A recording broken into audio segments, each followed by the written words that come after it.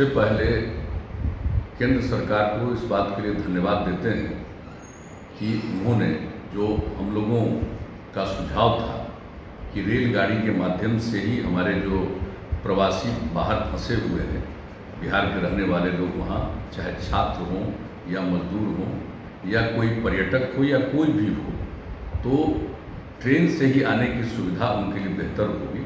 ये व्यवस्था कर दी गई और पिछले 2 दिनों से ये सिलसिला प्रारंभ भी हो गया।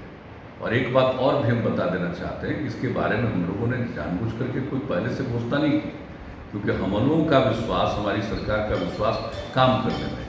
अब जो कोटा से ट्रेन आना शुरू हुआ, तो एक बात की जानकारी दे दें कि उसके लिए जो भी स्टूडेंट आ रहे हैं उनको कोई रेल का भाड़ा नहीं देना है। राज्य सरकार रेलवे को पैसा दे रही है और वो यहाँ पर आ रहे हैं। और इसी तरह से हम लोगों ने ये निर्णय ले लिया है कि जो भी हमारे लोग, बिहार के लोग जो बाहर मजदूरी हैं, मजदूर के रूप में काम करते हैं या अन्य प्रकार से जो बाहर फंसे हुए, वो यहाँ पर आएंगे। और उनके आने के बाद और किस तरह से आएंगे और कौन लोग आएंगे, इसके बारे में केंद्र सरकार ने जो डिजास्टर मैनेजमेंट एक्ट 2005 के अंतर्गत उनका जो गाइडलाइन जारी होता है, उस गाइडलाइन में उन्होंने स्पष्ट तौर पर कह दिया और इसके बारे में विस्तृत जानकारी हमारे अधिकारियों ने दे दी है। किसी प्रकार का कन्फ्यूजन नहीं रहना चाहिए। तो जो लोग भी आएंगे यहाँ, उनके लिए जिस स्टेशन पर रेलगाड़ी आएगी, वहाँ से जो जहाँ के निवासी हैं उनके प्रखंड मुख्यालय में ले जाया जाएगा, यहाँ थोड़ी जांच करके, और उस प्रखंड मुख्यालय में उनके लिए पूरा का पूरा क्वारंटाइन सेंटर बनाया गया है और इंतजाम किया गया। वहाँ उनको 21 दिन तक रहना है और 21 दिन तक रहने के बाद जब वो निकलेंगे तो उस समय उनको जहाँ फंसे हुए थे जिस राज्य में, वहाँ से यहाँ आने में जितना भी पैसा लगा, रेल का भाड़ा या अन्य प्रकार से उनको पैसा लगा, वो, और हम लोग जो क्वारंटाइन सेंटर में सब तरह का इंतजाम किए, उनके रहने का, उनके भोजन का, आवासन का, उनके चिकित्सा का, सब कुछ देखने का। और जहाँ जहाँ भी क्वारंटाइन सेंटर बनाया गया है, हम लोगों ने इंतजाम किया है, हमने निर्देश दिया है और इंतजाम किया। उसी हिसाब से वहाँ पर लोगों के स्नान के लिए, शौचालय के लिए सबका प्रबंध किया गया। तो भोजन और पीने का पानी नहीं, हर प्रकार की सुविधा वहाँ पर उपलब्ध कराई गई है।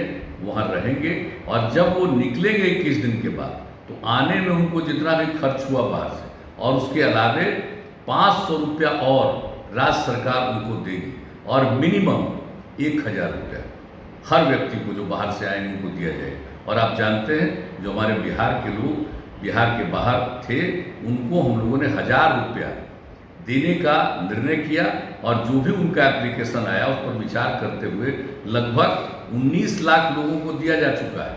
अब कुछ ही लोग बचे हैं जिनको देखा जा रहा है और उनको भी मिल जाएगा।